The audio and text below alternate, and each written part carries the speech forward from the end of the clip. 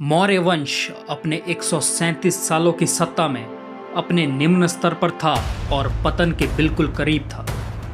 पर कोई था जो तैयार बैठा था लगभग खत्म हुए वैदिक परंपरा को फिर से जीवित करने के लिए। यह वीडियो हमारे सब्सक्राइबर अर्जुन भोरिया जी की स्पेशल रिक्वेस्ट पर बनाया जा रहा है। आप भी हमें टॉपिक सजेस्ट करें और हम आपको उस वीडियो में फीचर करेंगे, इसलिए जल्दी से जाकर चैनल को सब्सक्राइब करें। वीडियो को अंत तक देखें। इस वीडियो में हम पुष्यमित्र शुंग के बारे में फैलाई गई हर भ्रांति का खंडन करेंगे। चलिए वीडियो को शुरू करते हैं।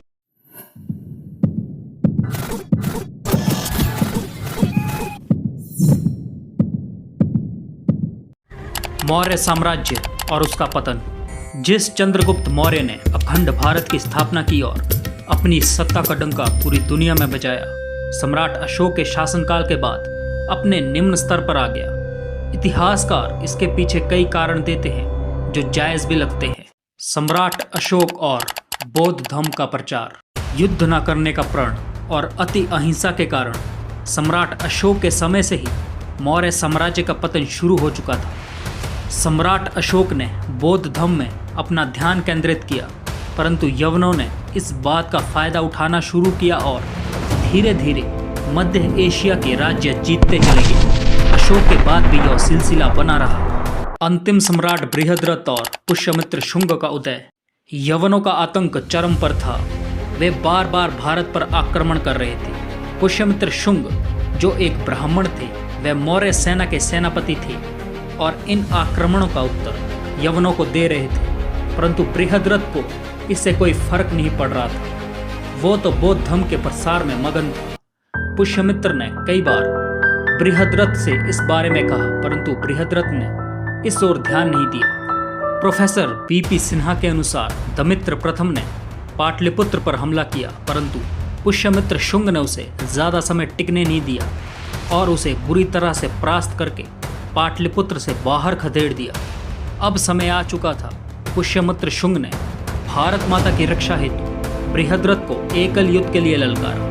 बृहद्रथ कमजोर शासक था।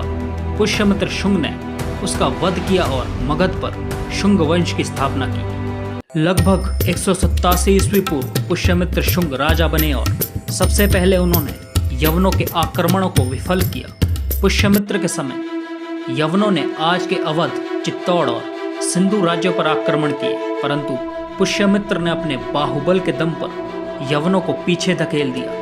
यवन फिर भी शांत नहीं बैठे।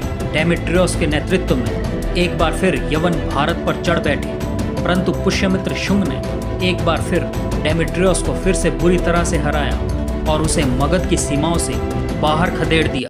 इन सब घटनाओं का उल्लेख हमें गार्गी संहिता के युग पुराण और पतंजलि के महाभाष्य में मिलता है। पुष्यमित्र ने अपने 36 वर्षों के शासनकाल में बिखरते मौर्य साम्राज्य को संगठित किया और उसे शुंग साम्राज्य का रूप दे दिया।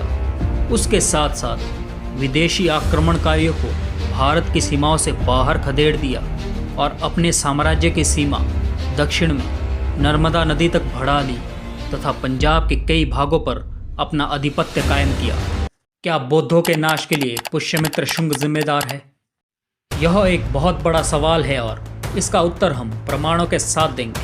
अक्सर पुष्यमित्र शुंग पर यह आरोप लगाया जाता है कि शुंग ने प्रत्येक बुद्ध के सिर के बदले 100 स्वर्ण मुद्राओं का इनाम रखा था। ब्राह्मण होने के कारण आज के नव बौद्ध और इस्लाम के ठेकेदार पुष्यमित्र शुंग पर यह आरोप लगाते हैं बिना किसी तथ्य और प्रमाणों के। चलिए सबूतों के साथ समझते हैं।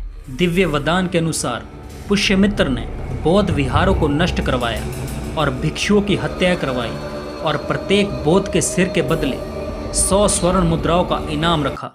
यह सरासर गलत है, क्योंकि दिव्य वदान मौर्य पतन के 200 साल बाद लिखा गया था और पुष्यमित्र को इसमें मौर्य वंशी बताया गया है। यह कोई समकालीन स्रोत नहीं है। मंजुश्री, मूलकल्प और तारनाथ भी कुछ स्रोत है जिनका हवाला आज के नवबौद्ध और इस्लामी देते हैं, परंतु ये ग्रंथ मौर्यकाल पतन के 800 और 1800 साल बाद लिखे गए।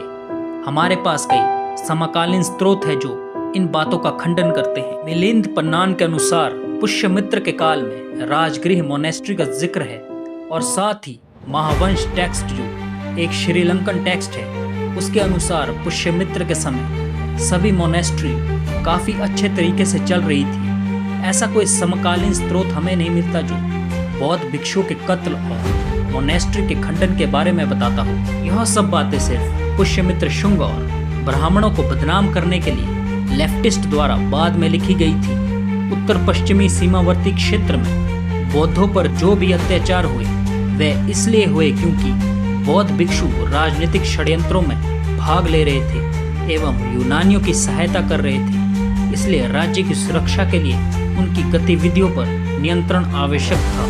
परंतु मगध या मध्य भारत में बौद्धों पर अत्याचार के प्रमाण हमें कहीं नहीं मिलते। मेरा यह मानना है कि तथ्य और प्रमाणों के बिना शुंगों पर धार्मिक कट्टरपन का आरोप लगाना बिल्कुल गलत है। आप इस विषय में क्या सोचते हैं, कमेंट बॉक्स में अवश्य बताएं। आशा करता हूं आपको हमारा यह प्रयास अच्छा लगा होगा। वीडियो को लाइक करें और चैनल को सब्सक्राइब करें। मिलते हैं एक और नई वीडियो के साथ। तब तक के लिए अपना ध्यान रखें। जय भवानी, जय हिंदू राष्ट्र।